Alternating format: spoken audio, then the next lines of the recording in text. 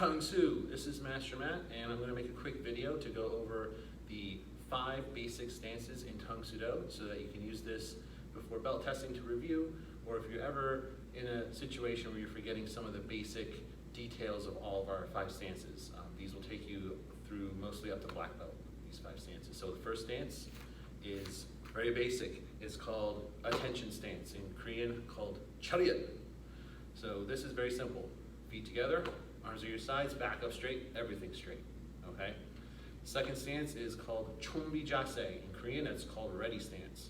So we often do this at the very beginning of classes. So to get in chumbi stance, you wanna get your feet shoulder width apart. So if you drew a line from my shoulders down to the floor, that line should intersect my shoulders and my feet.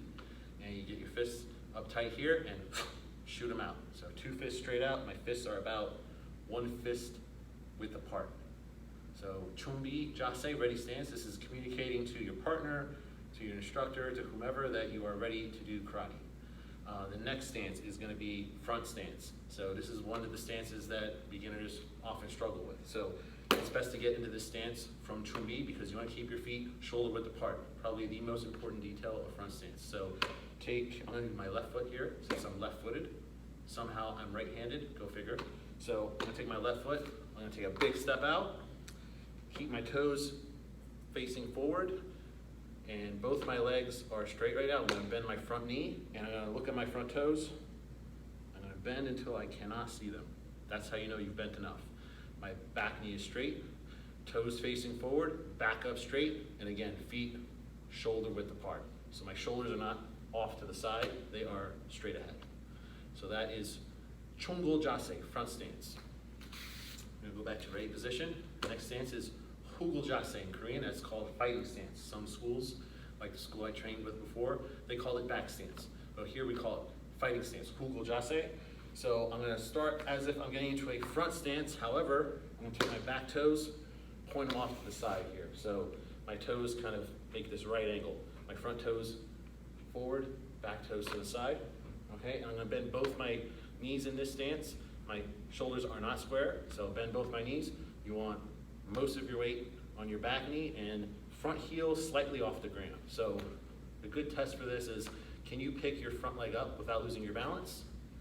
If you can, then you have the correct weight distribution for hugul jase, fighting stance. Okay, the last basic stance that we do, and go back to chumbi jase, ready position, is kima jase, that is horse stance. So it gets its name because it's like you're riding a horse in this stance. So you want to get your feet, instead of shoulder width apart, approximately twice your shoulder width apart.